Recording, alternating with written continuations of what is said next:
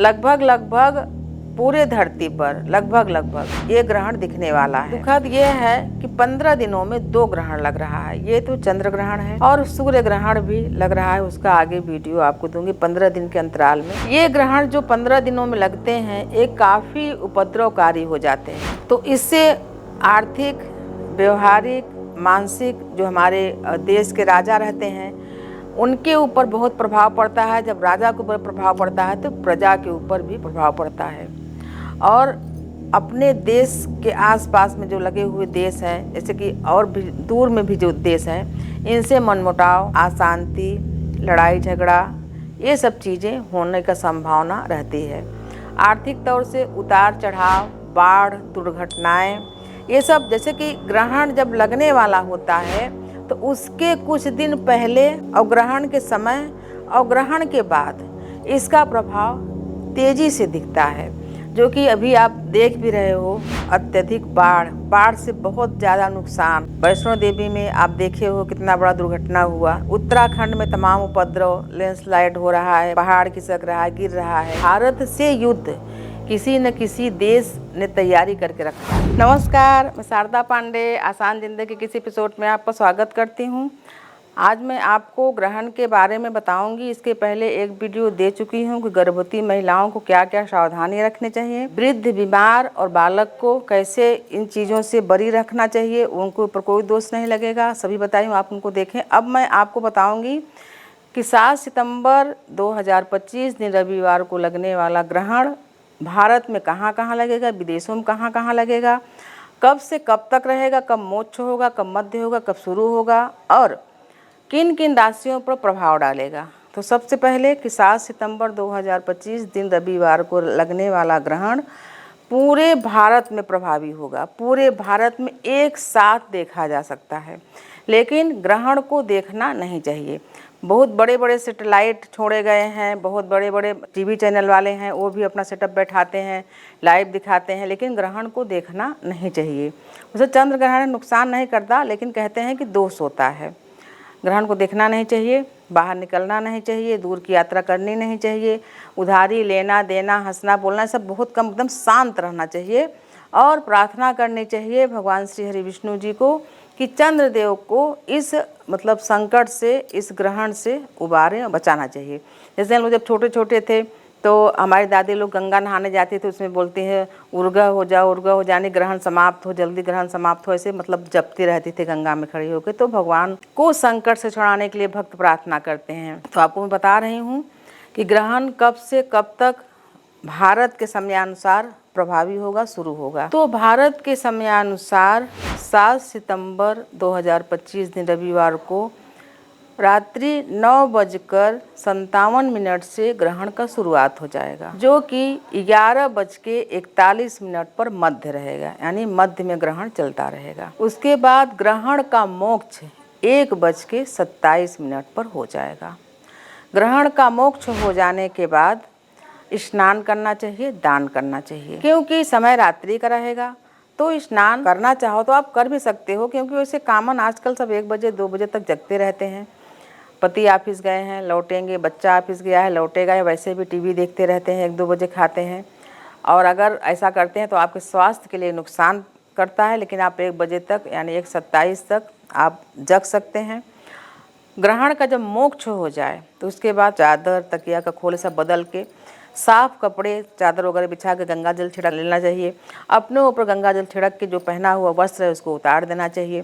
फिर घर के जितने लोग हैं उन सभी लोगों के ऊपर से गंगा जल छिड़क दिए, पहने हुए वस्त्र को उतार के साफ वस्त्र पहन लिए। घर के जितने भी लोग हैं उनके ऊपर से 5-5 मुट्ठी अनाज को वार के, रात को तो दान कर नहीं सकते, करना भी नहीं चाहिए, तो आगे वाले कमरे में रख दें अनाज को वार के 5-5 मुट्ठी। तो जितनी जो अनिष्ट शक्तियाँ होती हैं वो पहले तो आप जब साफ सफाई रखते हो तो अनिष्ट शक्तियाँ घर में प्रवेश ही नहीं करेंगी। जैसे आपका जो डेहरी होता है उस डेहरी के पास, यानी जो मेन गेट जिसको बोलते हैं मेन गेट है, तो अगर गाय का शुद्ध गोबर मिले तो मेन गेट में ऐसे एक लकीर खींच दें दरवाजे के सामने। तो ऐसे में जो अनिष्ट शक्तियाँ होती हैं वो प्रवेश नहीं करती हैं, वो दरवाजे से ही प्रवेश करना चाहती हैं। जैसे मनुष्य जाता है तो उनको भी लगता है कि मनुष्य के साथ हम भी प्रवेश कर जाएं, तो वो शक्तियाँ प्रवेश नहीं कर पाती हैं। और कुछ घास हो तो दोनों किनारे में एक एक कुछ घास भी रख दें। तो आपको बता रही हूँ ग्रहण के बारे में। तो ग्रहण का जो दुष्प्रभाव होता है वो हट जाता है। तो अनाज को वार के और घर में रख दें और सुबह उसको डोम को, जैसे डोम होते हैं गंगा किनारे, उनको दिया जाता है, या तो जो सफाई कर्मी होते हैं उनको कुछ वस्त्र नया पुराना मिला के, कुछ दक्षिणा, कुछ पैसा, कुछ खाने पीने की चीज़ें देने से राहु का जो दुष्प्रभाव होता है वो दूर हो जाता है। जिनके कुंडलियों में राहु के साथ चंद्रमा या केतु के साथ चंद्रमा हो, ग्रहण दोष वगैरह होता है तो वो दूर हो जाता है। तो आपको मैं बता रही हूँ चंद्र ग्रहण के बारे में कि चंद्र ग्रहण जो लग रहा है भारत में पूरी तरह से प्रभावी है। 9 घंटे पहले सूतक लग जाएगा, यानी कि 12:20 से दोपहर में सूतक लग जाएगा। 9 घंटे पहले, कभी कभी 10 घंटे पहले भी लग जाता है। तो सूतक काल के बाद अन्न ग्रहण नहीं करना चाहिए, लेकिन बालक, वृद्ध, बीमार के लिए छूट है, क्योंकि दवाइयाँ वगैरह उनको लेनी रहती हैं तो वो ले सकते हैं।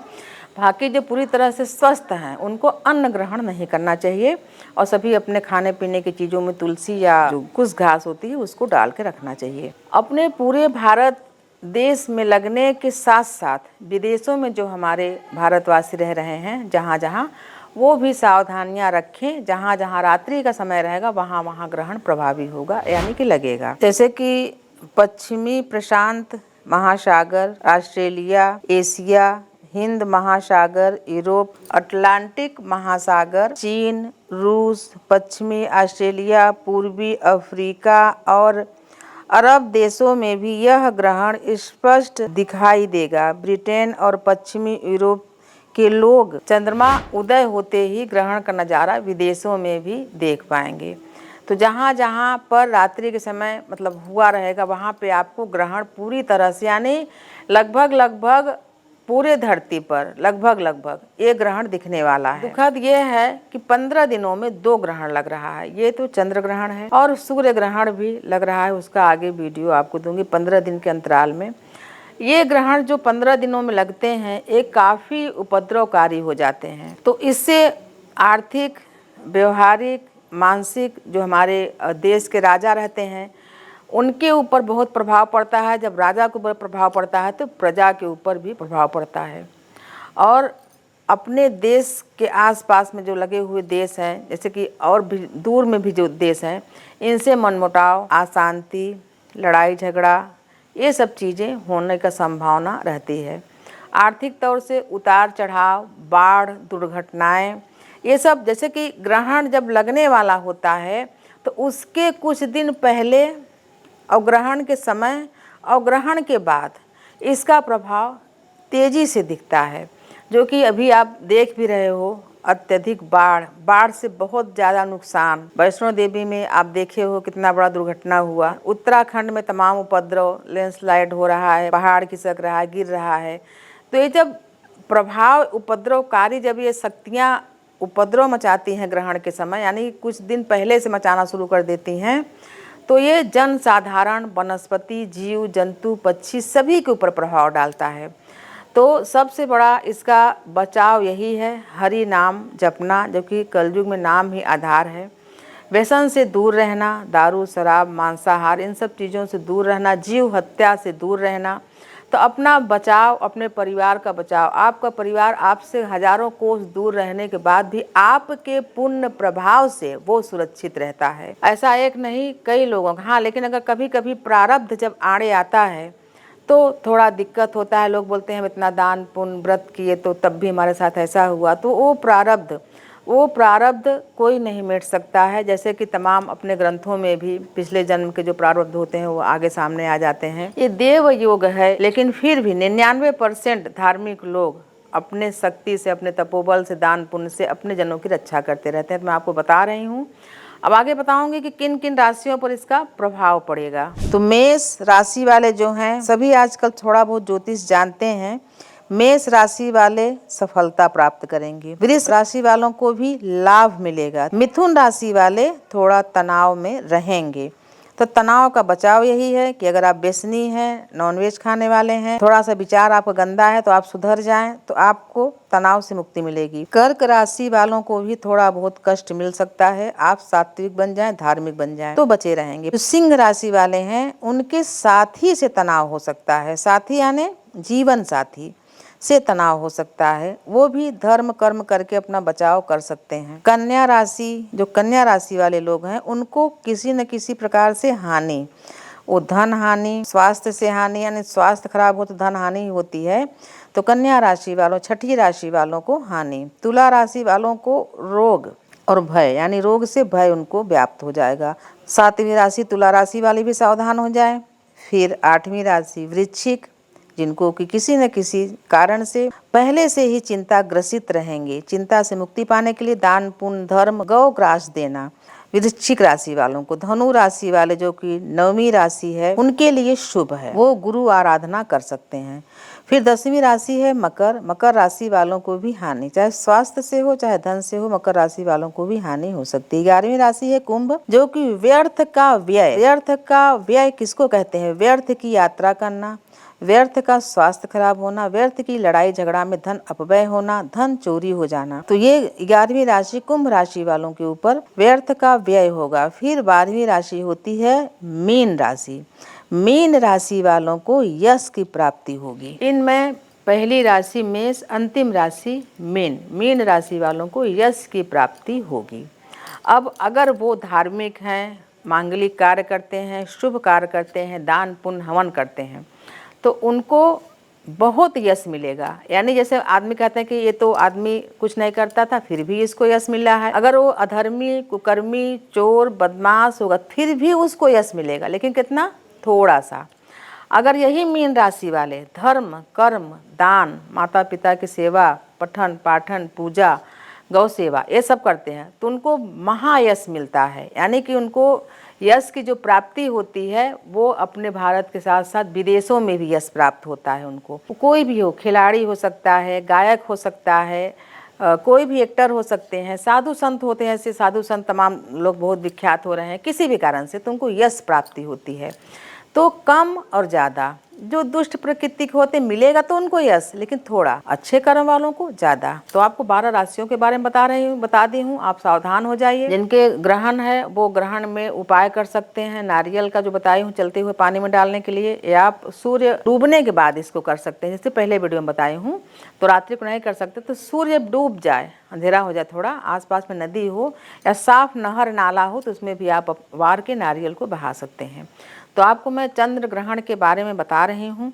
15 दिनों में 2 ग्रहण पड़ने के कारण पूरे अपने मतलब कि भारत में प्रभाव तो है, लेकिन ये ग्रहण पूरे विदेशों में भी है।